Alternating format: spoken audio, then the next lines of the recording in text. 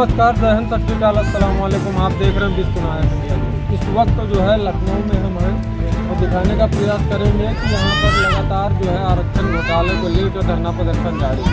हम बात करेंगे और जानेंगे क्या इनकी प्रमुख मांग है। क्या नाम है सर आपका? जी रजत जी, क्या मांगों को लेकर धरना प्रदर्शन यहाँ पर जारी है?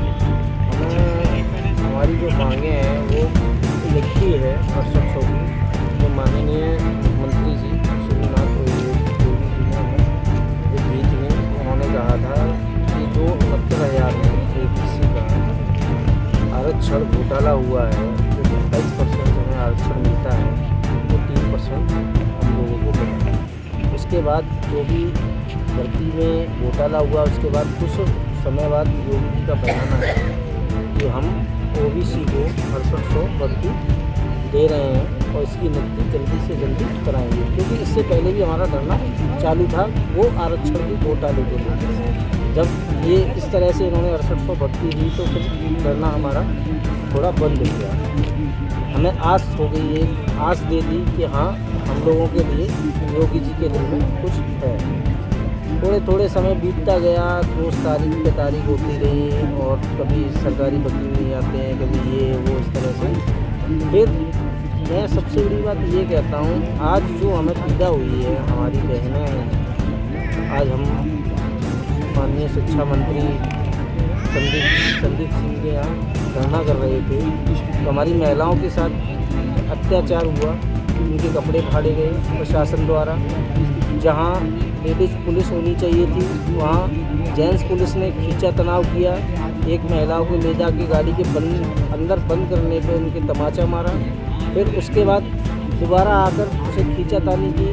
बैरीगेटिंग होते हैं, जो बैरीगेटिंग महिला पे गिरी, फिर भी उन्हें ये बिल्कुल तरस नहीं आ रहा था कि एक महिला के साथ हम इतना अत्याचार कर रहे हैं। अगर आप बताइए, इस सरकार में योगी जी कहते हैं राम राज, मुझे राम राज तो कहीं नहीं दिख रहा, मुझे रावण राज जरूर दिख रहा है। क्योंकि जो रावण राज दिख रहा है वो रावण की जो नीति थी, उसी नीति से ये सरकार चल रही है और रावणों वाली नीति पूरी अपना रही है। आज हमारे साथ मारपीट जो भी होना था सारा प्रशासन ने, और प्रशासन से गुंडाई की जा रही है, धुआंधार गुंडाई हो रही है। और माननीय योगी जी जो प्रदेश का मुख्यमंत्री है, अगर एक मुख्यमंत्री अगर झूठ बोलने लगा तो वो प्रदेश कैसे चलाएगा? मैं ये सोचता हूँ, जिस व्यक्ति ने ये 6800 नियुक्ति दी थी, वो प्रदेश का मुख्यमंत्री होने के बावजूद भी वो अपने आप को झुठला रहा है और नियुक्ति को किसी तरह से भी देना नहीं चाहते हैं। उनकी मंशा यही है, किसी भी तरह से जो OBC दलित लोग हैं वो कभी आगे ना बढ़ पाएँ, उनकी मंशा ये है। तो इसलिए मैं बस यही है, आज हम लोग गए थे, एक आस थी हम लोगों को और वो आस फिर टूटी हमारी। एक बार फिर प्रशासन ने हमारे साथ गुंडाई की, हमारे महिला थी जो भी बहन हमारी, उनके साथ मारपीट की। बस यही कहना चाहता हूँ। स्क्रीनों के पीछे सीधा देख रहे होंगे किस तरीके से लिखे हुए हैं, SC क्या मजबूर है, आरक्षण क्या जरूरी है। तो लगातार ये अपनी मांगों को लेकर यहाँ पर धरना प्रदर्शन इन लोगों का जारी है और कहीं ना कहीं महिला भी स्क्रीनों के पीछे दिखाने का प्रयास करेंगे। यहाँ पर महिला भी बैठी हुई हैं और जहाँ के उत्तर प्रदेश के मुख्यमंत्री बात करते हैं टीवी चैनलों के माध्यम से, तमाम पेपरों के माध्यम से कि महिलाओं की सुरक्षा की बात कर ली जाए और बेटी बचाओ बेटी पढ़ाओ की बात कर ली जाए। आज वही बेटियां, आपने सुना होगा किस तरीके से बताया जा रहा है कि पुलिस प्रशासन द्वारा उन्हें पीड़ित किया गया और मारा गया, उनके वस्त्र तक फाड़ दिए गए। ये कहाँ का न्याय है साहब? हम बताना चाहते हैं कि इस तरीके से महिलाओं के साथ होता रहा तो कहीं ना कहीं हम जान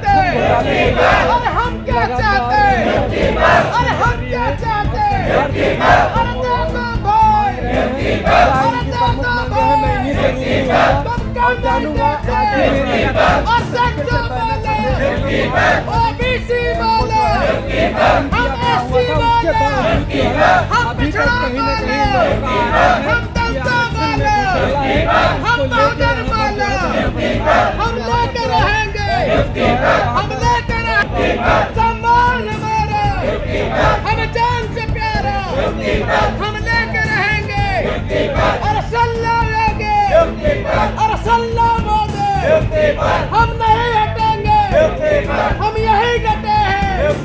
तुम कुछ भी कर लो, पुलिस बुलाओ, तुम लाठी मारो, तुम डंडे मारो, हम लेकर रहेंगे।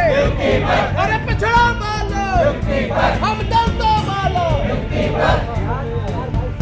ठोकर खा रहे हैं, उसके बावजूद जो है इस तरीके का बैनर लगाकर यहाँ पर बैठे हैं साहब कि आइए और हमें न्याय दीजिए। लेकिन जब न्यायपालिका जो बनी हुई है और लोकतंत्र बना है, संविधान बना है, संविधान में सभी का अधिकार है कि जो है हम अपनी मांगों को मांग सकते हैं। जब रोडों पर उतरने के लिए मजबूर कर दिया जाता है तो ये लोग रोडों पर उतरते हैं, उसके बाद इनके वस्त्र तक फाड़ दिए जाते हैं। हम बताना चाहते हैं कि इस तरीके का माहौल बनाया जा रहा है, इस तरीके का कहीं ना कहीं मुख्यमंत्री जी हम बताना चाहते हैं कि इस तरीके का हकीकत में इन लोगों के साथ में हुआ। ये बात भैया सच है कि आप लोगों के बताया जा रहा वस्त्र फाड़ दिए गए, कपड़े फाड़ दिए गए, मारा गया? हम लोग 2.5 साल से हमारी सीटों पर, पिछड़ों दलितों की सीटों पे योगी सरकार जो है वो सवर्णों को नौकरी करा रही है। सीधी सी बात है, ये जो उनका मनवादी एजेंडा चल रहा है वो पूरे देश के बहुजनों को, पूरे देश के पिछड़े दलितों को जानना चाहिए। 2024 में उन्हें ये सोच के वोट करना चाहिए। बीजेपी की योगी सरकार और मोदी सरकार ये कहती है कि बेटी बचाओ बेटी पढ़ाओ, लेकिन जब उन्हीं बीजेपी के नेताओं को पता चल जाता है कि ये जो हम बेटी बचाओ बेटी पढ़ाओ अभियान चला रहे हैं उसमें जो बेटियां हैं वो पिछड़ी दलित की बेटियां हैं, तो उनके साथ उनको रस्सियों में जकड़ा जाता है, उनके कपड़े फाड़े जाते हैं, उनको जबरन गाड़ियों में बैठा के उनको ढकेला जाता है। क्यों? ये आखिर क्यों हो रहा है? क्योंकि उनका जो मनवादी एजेंडा है वो कहीं ना कहीं अधिकारियों से लेके उनके नेताओं तक सब उसमें मिले हुए हैं, सब वो काम कर रहे हैं उसी एजेंडे पे।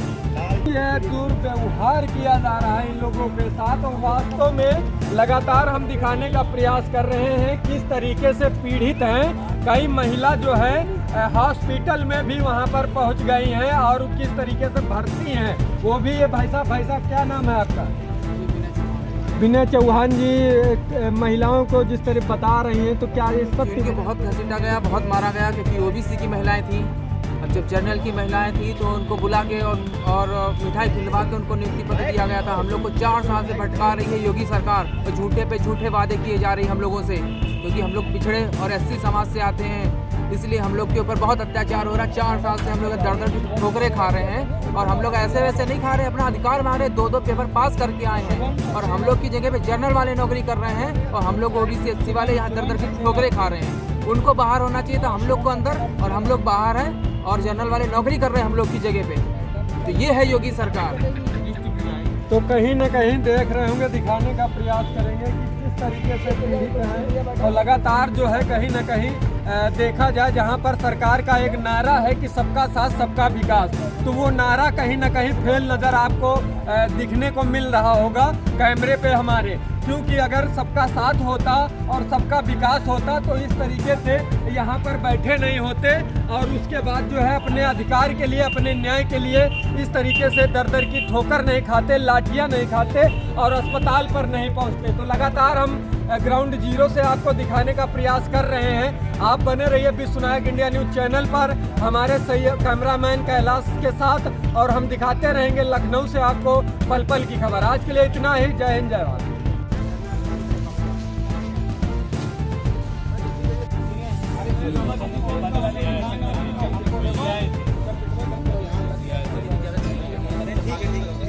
और जब 5 लड़के उसके कूद गए तो हम विशाल उठे तो